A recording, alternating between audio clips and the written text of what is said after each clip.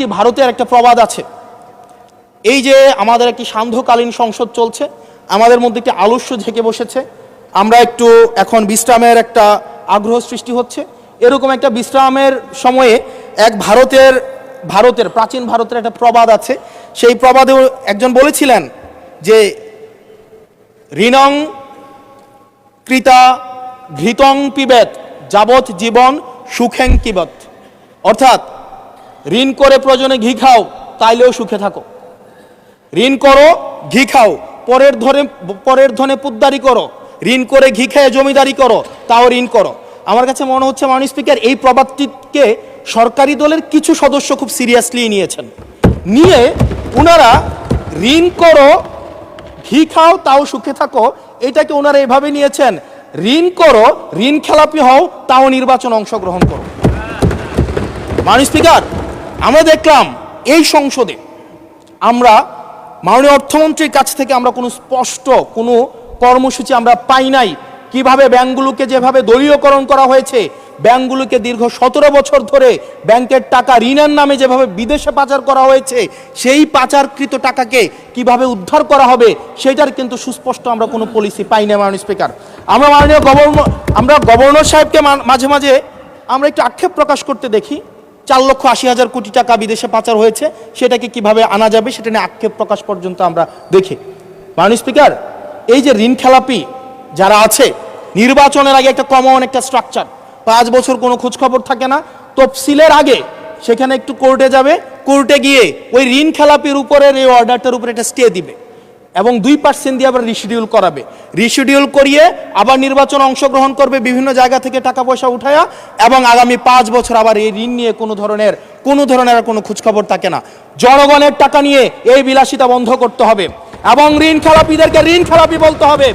আমরা লজ্জা পাই একই সংসদ একসাথে শেয়ার করার জন্য, কারণ তারা জনগণের টাকা মেরে, যারা জনগণের টাকা ব্যাংক থেকে তুলে নিয়ে ঋণ খেলাপি হয়ে আবার জনগণের প্রতিনিধিত্ব করতে আসে, এই ঋণ খেলাপিদেরকে শাস্তির আওতায় আনতে হবে।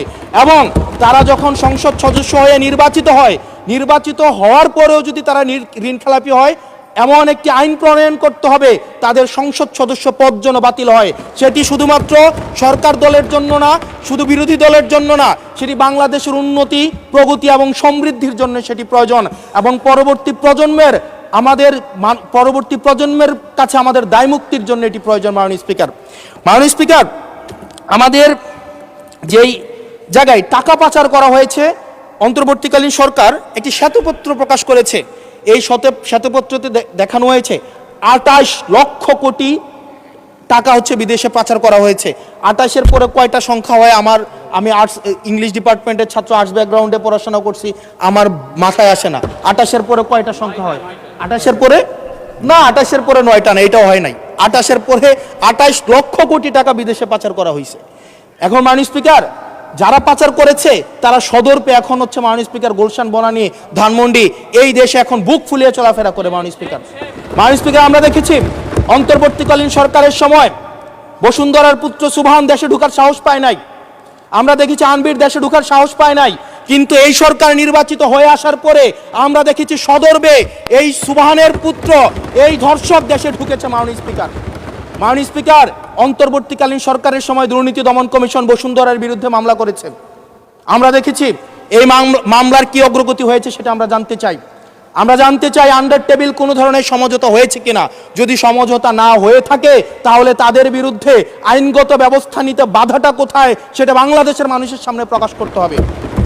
মাননীয় স্পিকার, অন্তর্বর্তীকালীন সরকার এই বসুন্ধরা গ্রুপ যারা বিদেশে টাকা পাচার করেছে, মানুষের সম্পদ দখল করেছে এবং মিডিয়ার মধ্য দিয়ে আওয়ামী লীগের গুম খুন হত্যাকে যারা বৈধতা দিয়েছে, তাদের খুঁটির জোর কোথায় সেটা আমরা জানতে চাই। মাননীয় স্পিকার, অবশ্য শুনতে পেয়েছি, বললে অবশ্য অনেকে রাগ করে। মাননীয় সদস্য, আপনার সময় শেষ হয়ে গেছে, তারপরেও চিফ হুইপ মহোদয় অনুরোধ করেছেন আরো 3 মিনিট বাড়ানো হলো। থ্যাংক ইউ মাননীয় স্পিকার, আমরা শুনতে পেয়েছি বা দেখতে পাই এবং সরকার দলেরই অনেকে মাঝে মাঝে আমাদের কাছে এসে দুঃখ প্রকাশ করে যে আসলে আমরা জেল খেটেছি, আমরা কষ্ট করেছি, আমাদের সন্তানদের সাথে আমরা থাকতে পারি নাই, কিন্তু আমাদের দলে কিছু মানুষ বসুন্ধরার অ্যাডভাইজার হিসেবে কাজ করে।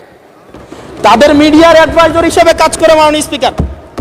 যেই মিডিয়া তারেক রহমানকে, মাননীয় প্রধানমন্ত্রী তারেক রহমানকে দেশদ্রোহী হিসাবে ফ্রেমিং করেছে, সেই মিডিয়ার অ্যাডভাইজার হিসেবে আজকে বসুন্ধরা গ্রুপে আজকে এই সরকার দলীয় সংসদ সদস্যদের অনেকেই তারা সেখানে যুক্ত। মাননীয় স্পিকার, মাননীয় স্পিকার, এটা আমাদের জন্য না, বরং তাদের সহকর্মীদের জন্য এটি তাদের হৃদয়ে রক্তক্ষরণ হয়, সেটি আমরা জানি। মাননীয় স্পিকার, মাননীয় স্পিকার, এই বসুন্ধরার বিরুদ্ধে যারা কথা বলে তাদের বিরুদ্ধে মিডিয়া লেলিয়ে দেওয়া হয়।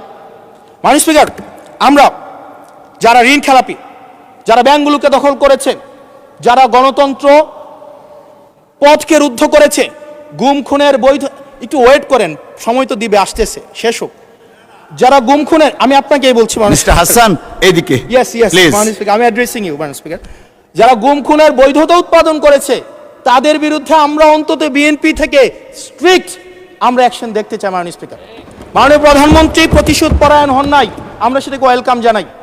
মাননীয় স্পিকার, প্রতিশোধ পরায়ণ না হওয়া আর সুবিচার নিশ্চিত না করা দুইটা এক না। মাননীয় স্পিকার, আমরা ওয়েলকাম করি উনি প্রতিশোধ পরায়ণ হন নাই, ব্যক্তিগত রাগ ক্ষোভের ঊর্ধ্বে উনি উঠতে পেরেছেন, কিন্তু আমরা এটা ওনার কাছ থেকে শুনতে চাই, উনার দলের কাছ থেকে শুনতে চাই, গুম খুনের হত্যার উনি সুবিচার নিশ্চিত করবেন, উনি আইনের শাসন নিশ্চিত করবেন, এবং এতদিন ধরে যারা নিয়ন্ত্রিত মিডিয়ার মাধ্যমে এই ফেসিবাদের পক্ষে যারা বয়ান উৎপাদন করেছেন তাদের বিরুদ্ধে উনি সুবিচার নিশ্চিত করবেন। মাননীয় স্পিকার, আমাদের প্রতিহিংসার কথা বলছি না, প্রতিশোধ পরায়ণতার কথা বলছি না। মাননীয় স্পিকার, মাননীয় স্পিকার, আজকে এই জায়গাতে আমরা আবার